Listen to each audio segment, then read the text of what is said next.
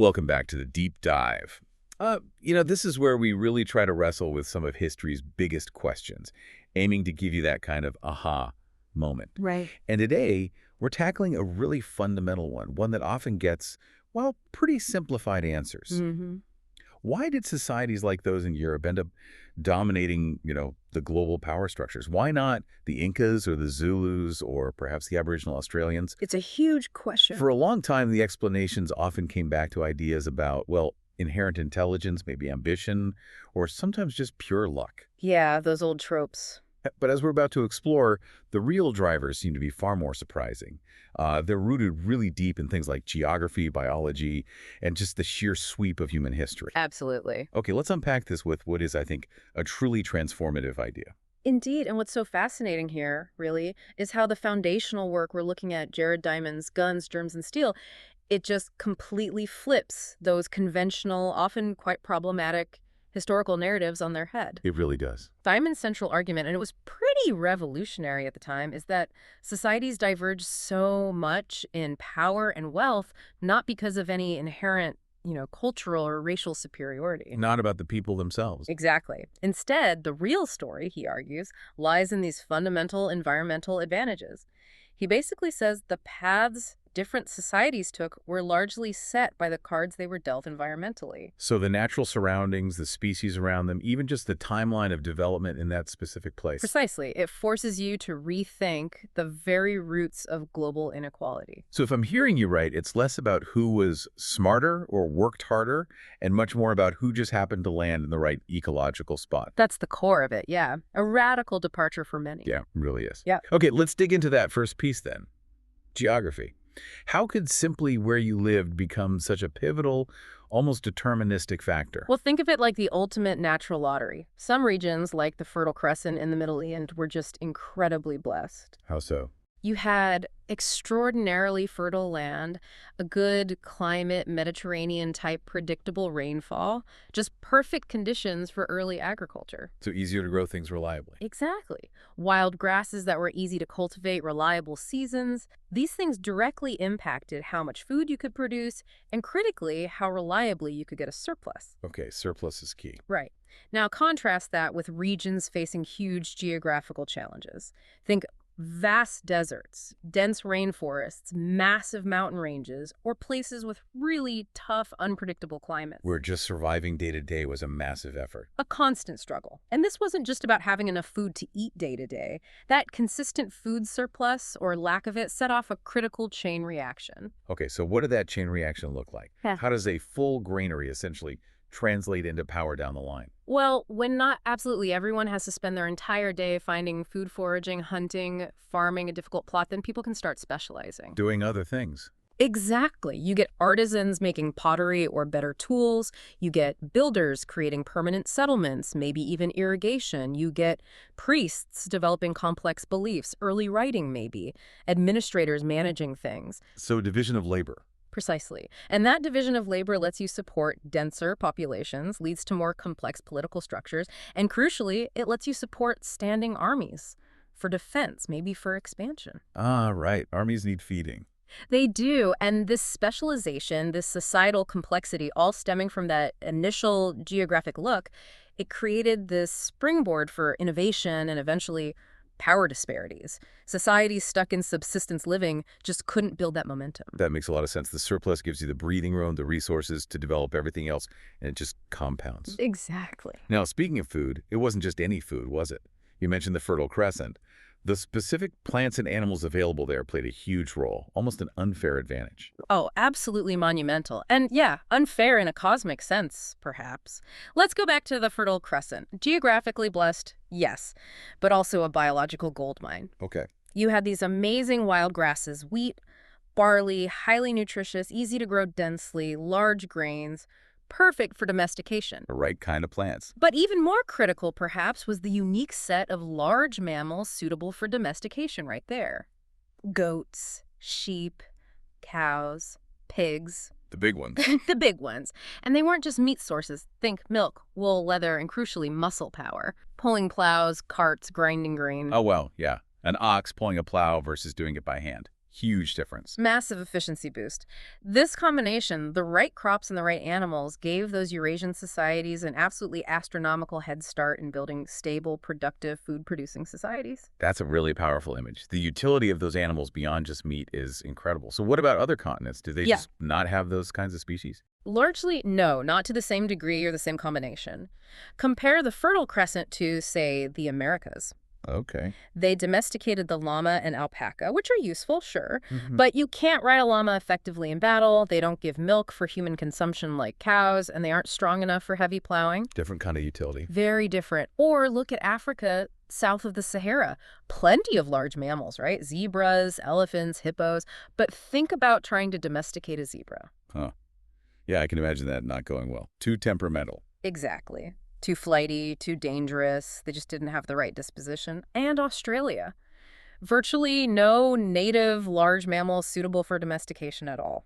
So without those versatile animals providing food, power, fertilizer, hides, Mhm. societies elsewhere faced a much steeper climb. Much steeper. It naturally slowed population growth, limited surplus creation, and therefore slowed the development of that societal complexity we talked about.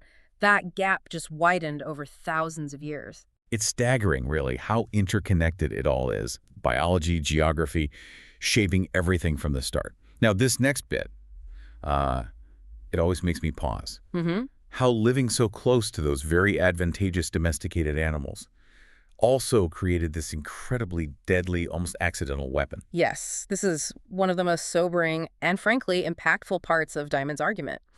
Domestication gave huge advantages, but that close, sustained contact with animals meant constant exposure to their germs, their pathogens. Diseases jumping from animals to human. Exactly. Over thousands of years, things like smallpox, measles, influenza, maybe even the common cold, many of these originated in animal populations and jumped to humans. And initially, these must have been devastating for the humans, too. Oh, absolutely. Huge plagues. But over generations, the populations living alongside these animals gradually, through natural selection, developed some degree of immunity or resistance. Not perfect, but partial. So they co-evolved with the diseases in a way. In a tragic way, yes. Which meant that when Europeans started expanding, sailing to new continents, they were unknowingly carrying this biological arsenal with them, these crowd diseases. Diseases that thrive in dense populations, which agriculture enabled. Precisely. And the consequence for indigenous populations in the Americas, Australia, parts of Africa, and the Pacific, it was catastrophic. Because they had no previous Or exposure. none whatsoever, no inherited immunity. So diseases like smallpox and measles just rip through them. We're talking outbreaks wiping out 50, 70, sometimes 90% of entire populations. 90%. Unimaginable. Sometimes before they even had significant direct contact with the Europeans themselves. The diseases raced ahead. So it wasn't just guns and steel, it was germs acting as this invisible wave, weakening entire societies. Fundamentally weakening them, shattering social structures, killing leaders, destroying morale, made them vastly more vulnerable to conquest, it was. Yeah. Yeah, a silent, invisible tide of destruction. Truly tragic, Yeah. and often completely overlooked in more traditional histories. Okay, let's shift to something maybe more tangible. Technology, steel. How did those food surpluses we talked about create the space, the resources for developing advanced tech? Well, the link is direct. Once your society can feed itself efficiently, not everyone has to be a farmer. Right, the specialization again. Exactly. That specialization frees up minds and time. You get people who can dedicate themselves to crafts, to figuring things out, to metallurgy, to intellectual pursuits. Food surpluses basically pay the salaries of tinkerers, inventors, scholars, and soldiers. So it funds innovation. It funds innovation. Think about writing systems they often started for practical reasons, like accounting for stored grain, keeping track of taxes. Then they evolve. Right. Tools go from basic stone and wood to metal. First copper, then bronze, which requires trade and organization, and eventually iron and steel. And steel gives you much better weapons, armor, plows. A huge advantage in both warfare and farming. Absolutely. And it wasn't just about inventing these things. Geography played another role here too, right? In how easily these ideas spread.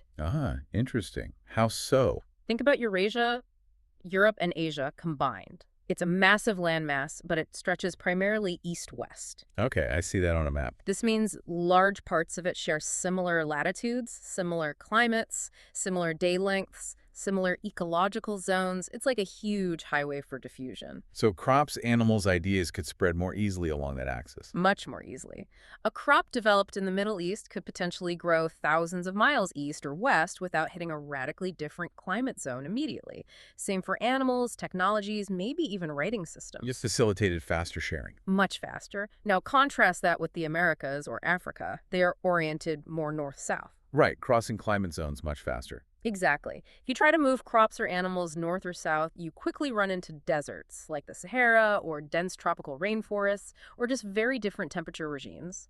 These act as major barriers to diffusion. So innovations might happen in one place, but struggled to spread across the continent. Precisely. It slowed things down considerably. So, if we connect this to the bigger picture, you see these factors compounding. Geographic advantages lead to agricultural advantages, which lead to denser populations and disease resistance, which allows for specialization and faster technological development. And the geography itself helps that tech spread faster in some places than others. It really paints a picture of momentum building over millennia, driven by these underlying factors. That's the idea. Okay, let's bring all these threads together to really see it in action. Let's look at probably the most cited example, the Spanish conquest of the Americas. How did all this guns, germs, steel, geography, domestication converge to allow relatively small numbers of Europeans to topple vast empires like the Incas and Aztecs? Yeah, the conquest of the Americas is maybe the starkest, most devastating illustration of Diamond's whole thesis. When people like Cortez arrived in Mexico or Pizarro in Peru, they possessed this suite of advantages that were just completely overwhelming. Things the indigenous empires didn't have. Exactly. First, the obvious military tech. Steel swords, steel armor, far, far superior to the obsidian or wood weapons used by the Aztecs and Incas. Then guns, maybe not super accurate or fast-firing back then, but terrifying. The noise, the smoke, huge psychological impact. And horses, right? And horses, absolutely crucial. The Americas had no large animals suitable for riding in warfare. Horses gave the Spanish incredible mobility, shock value, and charges. They terrified people who had never seen such animals. Massive tactical advantage. So the military tech gap alone was enormous. Immense. But arguably even more devastating, as we discussed, were the germs. The invisible weapon. Smallpox, measles, influenza. These diseases often arrived before the main Spanish forces, spreading through trade routes or initial contacts. They killed millions, literally millions. Weakening the empires from within before the fighting really began. Absolutely. Imagine trying to mount a defense when your leadership is dying, your armies are sick, your population is panicking and decimated by an enemy they can't even see. It shatters social cohesion, morale, everything. So it really wasn't about, say, the individual bravery or inherent superiority of the conquistadors. Not fundamentally. It was about the accumulated weight of history, the environmental, biological, and technological package they brought with them, developed over millennia thanks to the advantages rooted in Eurasian geography and biology. It's a powerful and deeply sobering way to look at that history. So let's bring it back to Diamond's core message. The big takeaway. Human history, he argues, isn't really about superior people or cultures. No. It's profoundly shaped by these almost accidental advantages. Lucky geography, the right plants and animals being available. He puts it very directly, doesn't he? Something like, history followed different courses because of differences among people's environments, not differences among peoples themselves. That's the quote, and it's powerful. And this is where the relevance for you, listening now, really comes in. So what does this all mean? Yeah, why should we care about these deep historical patterns today? Well, it helps us understand, fundamentally, why the world map looks the way it does, why certain nations became industrialized global powers while others faced centuries of colonization and marginalization. It forces us to reconsider the roots of global inequality. Moving away from simplistic or biased explanations. Exactly. Shifting the focus from blaming people or cultures to understanding the powerful, often invisible influence of environmental circumstances and deep history. It's a challenging perspective for sure, but it invites us to view our shared human story with perhaps more informed clarity. It definitely reframes things. Now, of course, a big idea like this, a book this influential, it's bound to generate debate and critiques, right? It's important we touch on that. Some argue Diamond maybe pushes the environmental explanation a bit too far. That's a very fair point and a necessary one for balance. Critics definitely argue that guns, germs, and steel can sometimes feel overly deterministic. that it perhaps downplays the role of culture, politics, individual choices, specific historical events, leadership, Human agency, basically. human agency, exactly. Societies in similar environments didn't always develop the same way. Culture and choices clearly matter immensely. So critics would say Diamond sometimes oversimplifies by focusing so heavily on the environmental factors. Which is a valid concern in historical analysis. Absolutely. History is incredibly complex.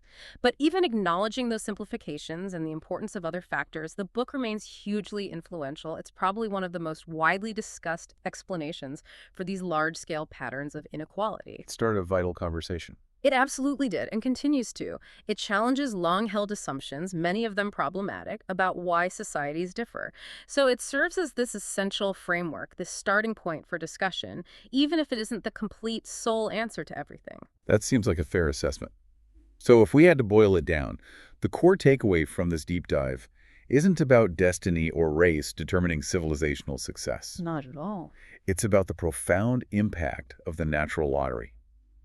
Where people happen to live, what raw materials, plants, animals they had access to, and how their geography helped or hindered the spread of ideas and immunity over vast stretches of time. That's a great summary. It's a perspective that I think, once you really grasp it, it permanently changes how you view the grand sweep of history right up to today. It really does. And perhaps this raises an important final question, something for you to think about after listening. Okay.